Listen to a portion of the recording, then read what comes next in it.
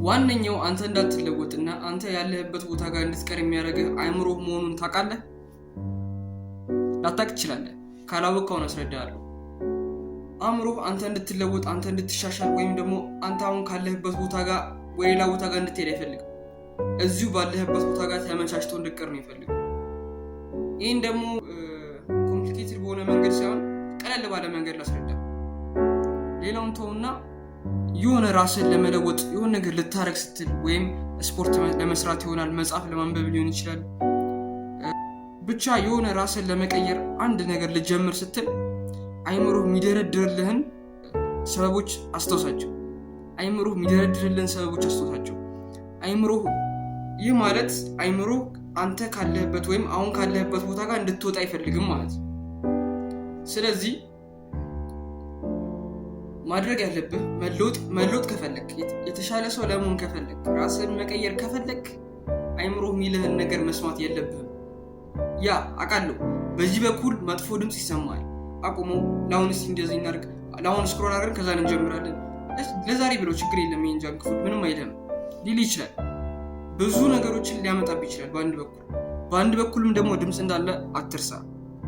ራስህን አትዋሽ። በዚህ ጋር የሆነ ድምፅ ሲሰማህ በዚህ ጋር ደግሞ ከአንተ ዓላማ ጋር እንደማይገናኝና ይሄን ነገር ካደረግ የሆነ ቀን የማይሆን ቦታ ጋር እንደምትገኝ ይነግራል። መስማት ያለብህ ይህን ድምፅ ነው። በዚህ በኩል ያለውን ድምፅ ወይም ደግሞ ቦታውን እየነገርኩ አይደለም፣ ግን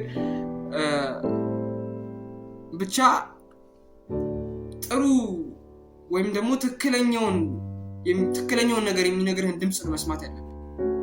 ለዛሬ ብቻ አድርጋት ችግር የለውም የሚልህ ነገር ከሆነ ለዛሬ ብቻ እያልክ እስከ ዛሬ ምክ የመጣው ለዛሬ ብቻ ብለህ ነው። የሆነ ነገር ለማቆም ትሞክራለህ፣ ለዛሬ ብቻ ትላለህ፣ ከዛ ዛሬ ምንም አይለኝም እያልክ ትደግመዋለህ። ገብቶሃል? ሁሌ ዛሬ እንዳታረግ አይምሮህ የሚያደርገው ሰበብ እየሰጠ ነው። ሰኞ ጀምሯል ትላለህ፣ ጊዜ አራዘምክ ወይም ደግሞ ትክክለኛውን ፕላን ያስከመስሏል። ግን ሰኞ ምን እንደሚፈጠር አታውቅም። ሰኞም አትጀምርም፣ ከዛን ቀጣይ ሰኞ ትይዛለህ፣ ከዛን አትጀምርም፣ ቆይ ቀጣይ ወር ትላለህ፣ ቀጣይ ወርም አትጀምርም፣ ቀጣይ ዓመት ትላለህ፣ አሁንም አትጀምርም እያልክ አሁን ያለበት ቦታ ደርሰሃል። እስካሁን የደረስከው ጊዜ በማራዘም ነው። ወይም ነገ ጀምረዋለሁ፣ ቀጣይ ዓመት፣ ቀጣይ ወር፣ ቀጣይ ሳምንት እያልክ እያራዘምከው ነው። ግን እውነቱን የምነግርህ ነገር የምታውቀው አሁንን ነው።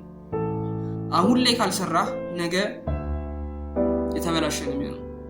ይህንን ደግሞ ለማረጋገጥ ያክል አይምሮህ 80% የሚያስበው ነገር ከትላንት ጋር የተያያዘ ነገር ነው።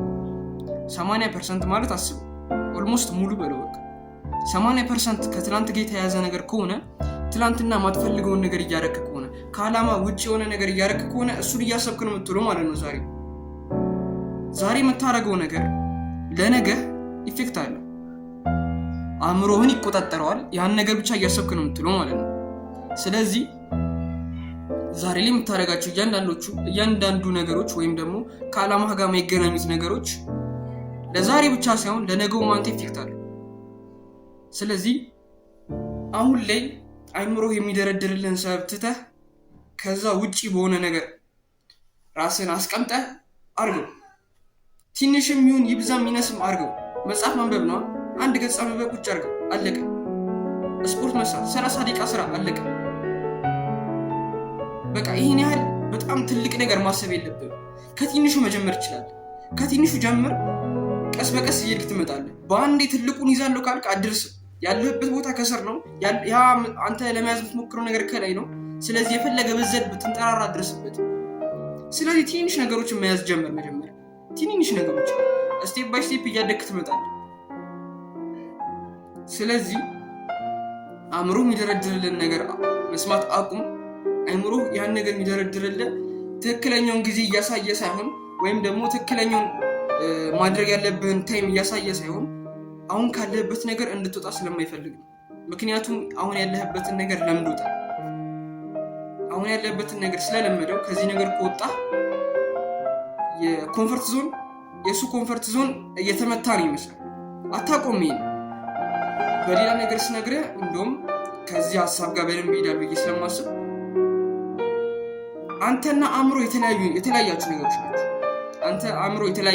ናቸው። እስካሁን ካወራሁበትን ነገር ካስተዋልክ እሱን ነው የምትረዳው። አንተ ሌላ ነህ፣ አእምሮህ ሌላ ነው። አእምሮህ ነው አንተ እንዳትለወጥ የሚያደርግ። አስበው እስቲ አንተ የምትፈልገው ራስን መለወጥ፣ ሰውነትን መገንባት፣ አእምሮ ማስተካከል፣ በመንፈስ ህይወት ጠንካራ ሰው መሆንና የተሻለ ሰው መሆን ነው የምትፈልገው። ግን ያን ነገር እንዳታረግ የሚያደርግህ አእምሮህ ነው።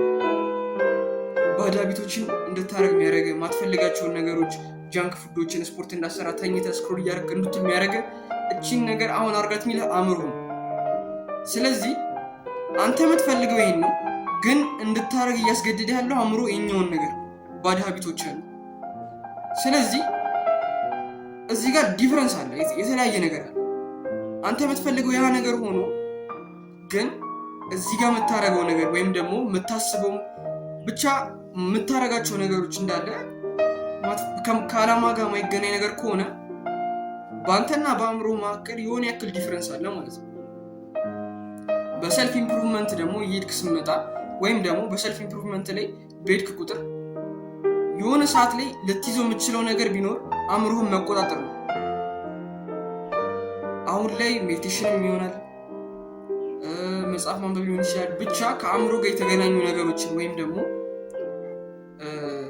ራስን የመለወጥ መንገድ ላይ ስትሄድ መያዝ የምትፈልገው ወይም ደግሞ አንዱ ግብህ አእምሮህን መቆጣጠር መቻል፣ አእምሮህን ማዘዝ ወይም ደግሞ አእምሮህን በምትፈልገው ነገር ላይ ማስቀመጥ መቻል ማለት ነው።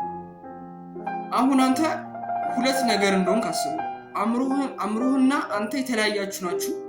አእምሮህ ሌላ ነገር ነው የሚፈልገው፣ አንተ የምትፈልገው ነገር ደግሞ የተለየ ነው። አእምሮ የሚፈልገው ሌላ፣ አንተ የምትፈልገው ሌላ። ስለዚህ አሁን ማድረግ ያለብህ ወይም ደግሞ አሁን ላይ ማድረግ የምትችለው ነገር አእምሮህን ለመቆጣጠር መስራት ነው። ገብቷል? አእምሮህን ስትቆጣጠረው ወደምትፈልገው ነገር ታዞረዋለህ። እነዛን ባዕድ ሀቢቶችን ትተዋቸዋለህ። ስለዚህ አእምሮህን በምትፈልገው ነገር ላይ ካስቀመጥክ ወደምትፈልገው ቦታ እና ወደምትፈልገው ስኬት ትደርሳለህ ማለት ነው። ስለዚህ አሁን ላይ አእምሮ የሚደረድርልህን ነገር ወይም ደግሞ አእምሮ ያን ወደ ስኬት የሚያቀርብህን ነገር እንዳታረግ የሚደረድርልህ ምክንያቶች አንተን ከዛ ስኬት ለማስቀረት የሚያደርገው ነገር መሆኑን ማወቅ አለብህ። ትልቁ ጠላት ያን ባዕድ ሀቢት የለመደው አእምሮ ገብቷል። ያን ባዕድ ሀቢት የለመደው አእምሮ ትልቁ ጠላት ነው። እሱን ጠላትን ማሸነፍ ደግሞ ያንተ ስራ ነው። ስራ ይፈልጋል፣ ጥረት ይፈልጋል፣ የረዥም ጊዜ ስራ ነው። በአጭር ጊዜ የምታመጣው ነገር አይደለም አእምሮ መቆጣጠር መቻል። ስለዚህ ስራበት። የሆነ ቀን ታደርገዋለህ፣ ተቆጣጠረ ወደምትፈልገው ቦታ ጋር ታዞረዋለህ። ከዛም ወደምትፈልገው ስኬት እንደምትደርስ እርግጠኛ ነኝ። ካንተ የሚጠበቀው ሙሉ ለሙሉ ጉልበትህንና ሙሉ ለሙሉ እዛ ነገር ላይ ፎከስ ሆነ መስራት ነው። የዛሬው ሀሳቤ ይህን ይመስላል። የሆነ ነገር እንደጠቀመ አልጠራጠርም። ቪዲዮ ከተመቸ ላይክ አድርገው፣ ሰብስክራይብ ብታደርግም ትጠቀምበታለህ። ይህ ቻናል በሰልፍ ኢምፕሩቭመንት ዙሪያ ነው የሚሰራው። ሀሳብ አስተያየት ካለ ኮሜንት ላይ የምታስቀምጥልኝ ደስ ይለኛል። አመሰግናለሁ።